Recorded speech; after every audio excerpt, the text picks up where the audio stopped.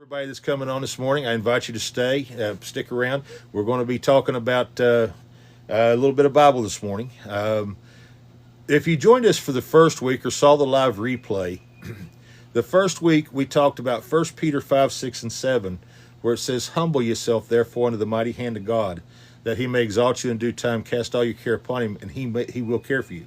I told a story about my daughter and a peanut butter sandwich and how she made a mess and extended her due time for lunch. And then when I got around to giving her a hand with it, it was actually better than she anticipated. And, the story that I told emphasizes the structure of, guys, when we give it to God, let God deal with it. Now, it doesn't mean stop, sit on your hands and wait. You still have to give God something to work with, still move forward, but don't make a mess. Don't make a mess that's got to be cleaned up before he can give you what you've been hoping or praying for or having faith for. In the second week, we talked about Hebrews 11:1. Faith is the substance of things hoped for and the evidence of things not seen. Guys, we emphasized on now, faith. That comma that separates now from the rest of the situation there. And that comma, the separating now, it puts, Webster's Merriam Dictionary defines now as the moment just before the present. Okay? So faith is released in the very moment just before the present, when the thought happens, right now. If you see me look around, that's because there's something in the woods making a noise, and it just catches my interest every time. So anyway, I'm out here in the woods in southern West Virginia, and I'm healing and growing, and now I'm coaching and doing. And here on Sunday mornings with Walt, we're teaching. So anyway, week 3, we move from week 1, being humble and waiting your due time. Week 2, now faith is when is faith released? Now in the presence, when you think of it, when you right when the thought transacts. And week 3, we talked about Jonah, the story of the childhood story we've all heard of Jonah and the whale, but I took it a different twist, and we talked about the captain of the boat that Jonah took passage on that got caught in a storm, and what it cost the people around Jonah. Things that were not their fault, but because of somebody else's situation. So not everything's your fault, but there is messes to be cleaned up when it's not your fault. So that happens sometimes. This week, we're going to specifically talk about seed time and harvest. And this all ties in. Next week, we'll be talking about the parable of the sower. The week after, we'll be talking how to multiply seed. So all these are interconnected. If you know anything about me, my books, any of my coachings, the books that I have written are books about being patient, putting your hand to it, making a choice, acting on it, whether it be weight loss, whether it be needing to find a job, whether it's a reset, whether you're in crisis and need to find recovery, whether no matter your circumstance, I got a book for you. And at the end of the day,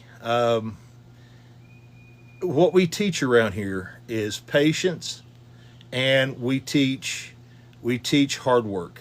That's how you get it done. Simple processes. We teach nothing has to be hard, because it doesn't. And that's why I'm teaching these series the way I am on Sunday mornings. I'm not a preacher. I'm not a pastor or anything of that nature. I'm just an old guy who's lived a whole bunch of life and wants to help a whole bunch of people. And we're effectively doing that. And I'm going to keep showing up week after week. Guys, I see you joined in, and I'm going to invite you to stay, not just pop on and off, because, we're talking about seed time and harvest this morning, and we're building upon a foundation. What I'm teaching you here, guys, is how, when you're ready to stand up and start again, how to put your hand to it, how to walk it out, and what to expect. That's what these Sunday morning teachings are all about. So if you're following through one of my books, if you're going through Earn Not Given right now and going through that coaching series, this will teach you, once you put your hand to it, this what I'm teaching you is the Bible way to see from where you release your faith to where you start believing God for something and where you get it. Did you hear me? I'm talking about where you start, and I'll follow it all the way through to where you get it. That's what these Sunday mornings are about. So if you haven't seen the last two Sunday mornings, by all means, go over now to, or go over at the end of this broadcast to my YouTube channel, and you will see the replays there. The live replays are posted here. So go see those, because we're building on something here. Not only am I telling you, not only am I calling you out on social media and saying, hey, if this is you, if this resonates with you, go to my website, check out a book. We got something for you. And guys, here's the beautiful part. All my books and stuff, there's free access on my website to every single book I've written. There is free access to every coaching series I've done. If you want to buy a paperback, that helps me a little bit, because I do make a little royalty on it. If you want to buy a Kindle version, that's great. But you don't have to. Free. I give my books away for free. And the coaching series is too. So there's no reason. And then on Sunday mornings, I come on here and teach you the Bible way, from how to start to what to expect and how to finish. Guys, bless God. We're getting started right this morning. It's 32 degrees out here in southern West Virginia. I'm out here with a cup of coffee. And guys, I'm just getting started on these lives. I just now learned how they work. You should have seen the first one. The first one, I'm afraid to post the replay because I was so nervous it was stupid. Maybe I'll reteach that one. Anyway, good morning, everybody. I am so excited to see so many people crawl on here today, and so many hearts and so much interaction. Guys, this is our 4th week, and this week we're talking specifically about seed time and harvest. It is now 8:01. Let's get started. So my name is Walt Adkins. I live here in southern West Virginia, and I'm on a rebuilding journey. I've rebuilt my life before and made great impact doing it. But I had a major health setback, one that took my mobility, one that I was told I was near death, and I believed it. Well, something in me snapped about October, and I've got all the apps, and I've got all the garbage, and I know about the programs where you order and subscribe and do this and do that, and guys, I tell you something, it was a lot. To try to figure out how to lose a couple pounds was very complicated. Well, you know what? It turns out it's simple. It's simple. And you don't have to starve yourself to death and eat all this diet crap, and you don't have to track all this stuff. I wrote a book about that. I've lost 80 pounds so far, and I've regained my mobility. You don't see an oxygen hose this morning. Okay? Guys, so far in the first 3 teachings, real quick, first week we taught 1 Peter 5, 6, and 7. Humble yourself, therefore, under the mighty hand of God. He'll exalt you in due time. Cast all care upon him, and he will care for you. Okay? That's week 1. Week 2, we talked about Hebrews 11:1. Now faith is the substance of things hoped for and the evidence of things not seen. Where is faith released? In the now. Okay, so now, believe God for something and wait due time. Release your faith in the now. The 3rd week, who's in the belly of your ship? Talking about Jonah. Okay, but we talked about the shipping captain and crew and everything they and their families lost, so that you understand that not everything, all the messes you have to clean up are yours. Sometimes they belong to somebody else, but it impacted your life, okay? And don't be a Jonah in the belly of somebody else's ship. If you're creating problems in somebody else's life and you're creating messes for them to clean up, stop, okay? Period. Stop. They don't need that. Now, this week, we're going to talk about seed time and harvest, because before we move any further with teaching you how to start, release, and stand, and not cause problems and clean up the messes, we need to teach you how the principle, how everything here on earth works. Okay, so we're going to start in Genesis 8:22 this morning. If you have a Bible, please take it out and open it up. Get your little handy marker out so you can make a notation in the side if you want, or if you got a pencil and paper, write this down. If you don't, follow along anyway, okay? Genesis 8:22 says, while the earth remains, seed time and harvest shall not cease. While the earth remains, seed time and harvest shall not cease. Guys, this is not a suggestion. It's a system. As long as the earth is spinning, the principle is running. Okay? Here's the deal.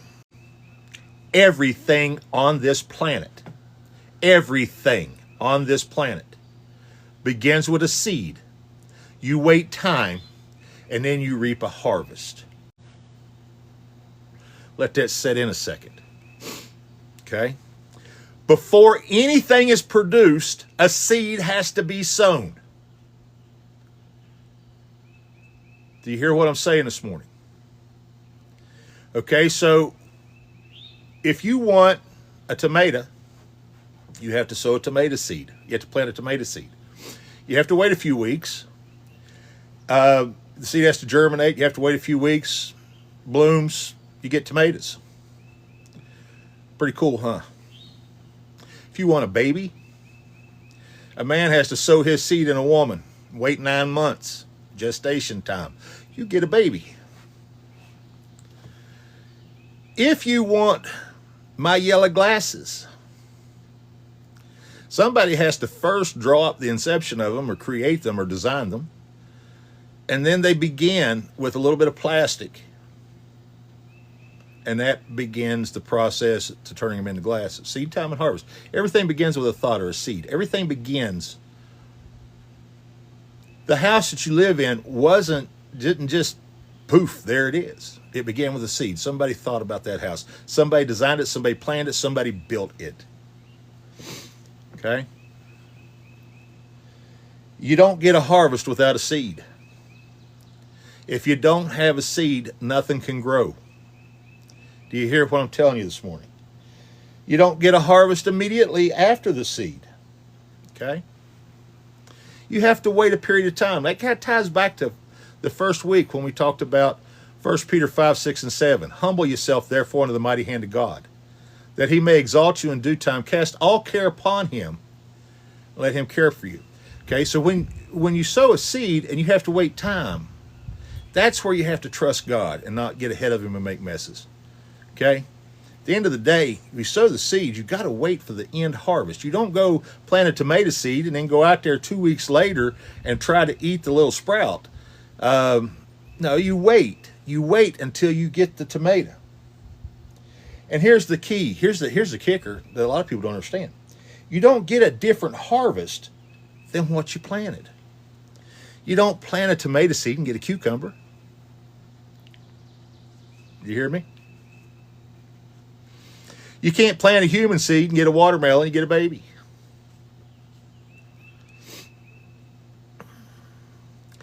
Whatever you can envision, whatever your seed is, that's what you'll harvest. So make sure that the seeds you're planting are the seeds you want to plant. Now, next week, we're going to be talking about seed time and harvest, or we're going to talk about the parable of the sower, excuse me. And when we talk about the parable of the sower, we're going to talk about sowing weed seeds, and we're going to talk about sowing good seeds.